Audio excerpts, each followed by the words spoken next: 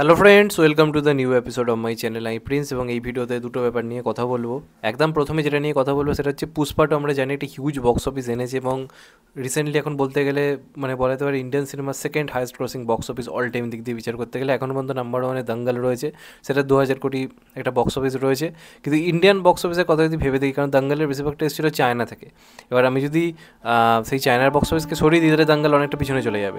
কিন্তু ইন্ডিয়ান সিনেমার box office দিক দিয়ে বিচার করা যায় এই মুহূর্তে পুষ্পাটাও কিন্তু সব দিক দিয়ে মিলে বাহুবলী টুকে পিছনে ফেলে নাম্বার ওয়ান স্পটে রয়েছে এবং অলরেডি ওয়ার্ল্ড ওয়াইড একটা বিরাট বড়সড় বিজনেস করে ফেলেছে। প্রায় মোটামুটি 1800 কোটির কাছাকাছি বিজনেস মোটামুটি পৌঁছে গেছে, যেটা আনবিলিভেবল রেসপন্স। হিন্দিতে 800 কোটি প্লাস বিজনেস চলে এসছে, বাংলাতে 50 কোটি প্লাস বিজনেস এসছে, যেটা মানে ভাবা যায় না, একটা অভাবনীয় একটা কালেকশান এসছে, এই নিয়ে কোনো সন্দেহ নেই। তো এইবার তারা এই কালেকশানটাকে আমার সম্ভবত ঠিক করেছে এখানে থামলে হবে না, আরও বাড়াতে হবে। তো যে কারণে তারা কিন্তু এখনও পর্যন্ত হাইপ ক্রিয়েট করে যাচ্ছে। এবং পুষ্পা টু আমার খারাপ ভালো একটা পেপার মানতে হবে, এই সিনেমাটা কিন্তু যতবারই তুমি দেখবে তোমার এন্টারটেনিং লাগবে, এই নিয়ে কোনো সন্দেহ নেই।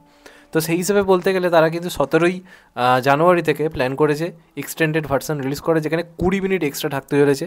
এবার এই প্রমিসটা এর আগে বহু সিনেমা করেছিল, দেখা গেছে তেমন কোনো ইম্পর্টেন্ট কোনো সিন নেই, কিন্তু এরা কালকে রাত্রে একটা গ্লিমস ছেড়েছে। সেই গ্লিমসে যে সিনগুলো রয়েছে এটা কিন্তু সিনেমাটা দেখার জন্য মানুষকে এক্সাইটেড করবে। কারণ যখন আপনি 3 ঘন্টা 20 মিনিটের পুষ্পাটা দেখেছেন, আপনার মনে হয়েছে যে এই সিনটার পরে কি হলো, তো এইবার কিন্তু সেইগুলোই থাকতে চলেছে। যেমন পুষ্পা টুতে ওই যে ফার্স্ট অ্যাকশন শটের সময় যখন আল্লু অর্জুন জলে পড়ে যায়, তারপর কি হয় কিন্তু দেখায় না। এখানে দেখানো হচ্ছে গ্লিমসটাতেও জলের নিচ থেকে উঠে এসছে, একটা ক্রেনের ওপর উঠেও উঠছে আর অনেকে পড়ে রয়েছে, এরকম একটা সিন কিন্তু রয়েছে। সেটা তো বুঝিয়ে দেওয়া হচ্ছে যে জলে পড়ে যাওয়ার পর ওই যে সিনটা বাজছিল পুষ্পা টুতে, সেটাই সিনেমায় কিন্তু থাকতে চলেছে। এটা গেল প্রথম কথা। তারপর ওই যে সিন ছিল যে জাপানে একটা বৈঠকেও বসে রয়েছে, সেই সিনটাও কিন্তু মানে ট্রেলারে থাকলেও যে সিনেমাটা তাতে কিন্তু ছিল না, কিন্তু এইবার কিন্তু দেখা যাচ্ছে।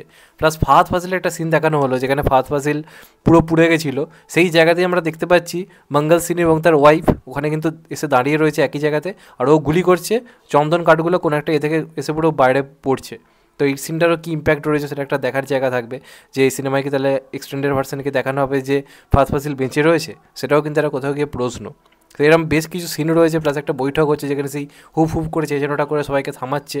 তো এই ব্যাপারগুলো কিন্তু রয়েছে, যে কারণে কিন্তু পুষ্পা টু এর এক্সটেন্ডেড ভার্সন লোকে দেখার জন্য কিন্তু এক্সাইটেড হবে।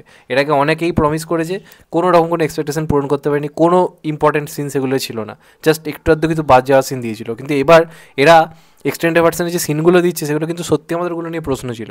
তো আমার কিন্তু মনে হয় যদি ঠিকঠাকভাবে হিট করে যায় সিনগুলো, আমার তো মানে এটার যে রিপিট ভ্যালু লোকের মানে রয়েছে সিনেমাটা, লোকে আবার না দেখতে যায়, এবং যদি ঠিকঠাকভাবে ওয়ার্ক করে যায়, যদি সত্যি কিছু ইম্পর্টেন্ট সিন থেকে থাকে, তাহলে কিন্তু এই সিনেমাটা কিন্তু আবার একটা মার্কেটের বক্স অফিস শুরু করবে। তো তারা বিরাট রকম প্ল্যানিং করে নেমেছিল, এটা বোঝা যাচ্ছে যে তারা ইচ্ছা করে সিনগুলো কেটে রেখেছিল, তাদের কনফিডেন্স ছিল সিনেমার বিজনেস ভালো হবেই। যখন আরও আমাদের বিজনেস একটা জায়গায় থেমে যাবে, তখন আমরা এই সারপ্রাইজটা দেবো। তো দেখা যাক লাস্ট অবধি কী হয়। আমি তো খুবই এক্সাইটেড এখন এক্সটেন্ডেড ভার্সন দেখার জন্য। তোমাদের কেমন লেগেছে গ্লিমসটা অবশ্যই জানিও। মিদ্রি মুভি মেকার্সের চ্যানেলে হিন্দি, তামিল, তেলেগু সমস্ত ভার্সনেরই কিন্তু গ্লিমসটা চলে এসেছে, তোমরা চাইলে দেখে আসতে পারো।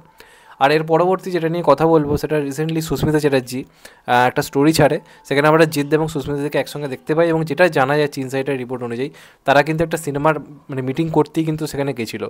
জিদ্দার অফিসে রিসেন্টলি বেশ একটা বড় করে মিটিং হয়, এবং সেই মিটিংয়ে বেশ কিছু তার আপকামিং সিনেমার প্রজেক্ট নিয়ে কথাবার্তা হয়, বিভিন্ন রকম একটা আলোচনা হয়।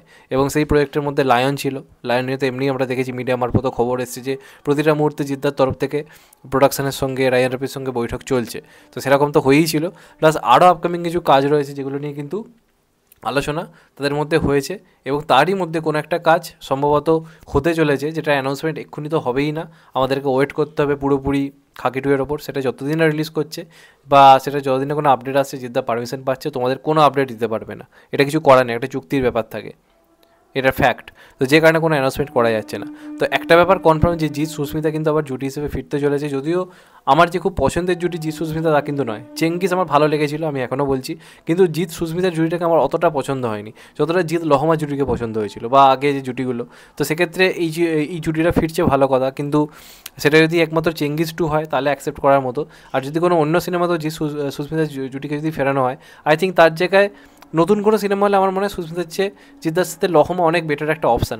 রাবণের তাকে লোকে পছন্দ করেছিল, সেটা হলে আই থিঙ্ক বেটার হবে। কিন্তু যদি চেঙ্গিস 2 হয় তাহলে তো সুস্মিতাকে ফিরিয়ে আনতেই হবে, কারণ সেক্ষেত্রে যদি সুস্মিতাকে না রাখা হয় সেই নস্টালজিয়া ভ্যালুটা কাজ করবে না, এবং আমরা সবাই জানি ওখানে তারা হাজব্যান্ড ওয়াইফ হিসেবে পার্ট করবে চেঙ্গিস 2-তে। তো সেই হিসেবে তো তাদেরকে পুরো পুরোনো কাজটাকেই ফিরিয়ে আনতে হবে। তো যদি চেঙ্গিস 2 হয়, এবং এটা আভাস দিচ্ছে কোথাও গিয়ে এটা চেঙ্গিস 2 এবং চেঙ্গিস যে ধরনের সফলতা এনেছে, চেঙ্গিস 2 হবে এটা তো কনফার্ম তারা করেই দিয়েছিল সিনেমার মাধ্যমে, এবং জিদ্দা নিজে জানিয়েছিল সুপারহিট। তো একদম কিন্তু উড়িয়ে দেওয়া যায় না, চেঙ্গিস 2ও কিন্তু হতে পারে, অথবা যে সুস্মিতাদির অন্য কোনো কাজও হতে পারে। লায়নের অ্যাক্ট্রেস সম্ভবত হবে না সুস্মিতাদি, কারণ লায়নের অ্যাক্ট্রেস অলরেডি বাংলাদেশ থেকেই কাউকে ভাবার প্ল্যান চলছে।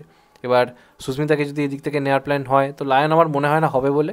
আর আমি আবার বলছি, অন্য কোনো নতুন মুভি যদি হয়, সেক্ষেত্রে জিৎ সুস্মিতার জুটির থেকে আই থিঙ্ক জিৎ রহমা জুটি বা জিৎ সায়ন্তিকা, যদিও এখন সায়ন্তিকা অভিনয় করে না, বা জিৎ শ্রাবন্তী, এই জুটিগুলোকে ফিরিয়ে আনা দরকার রয়েছে।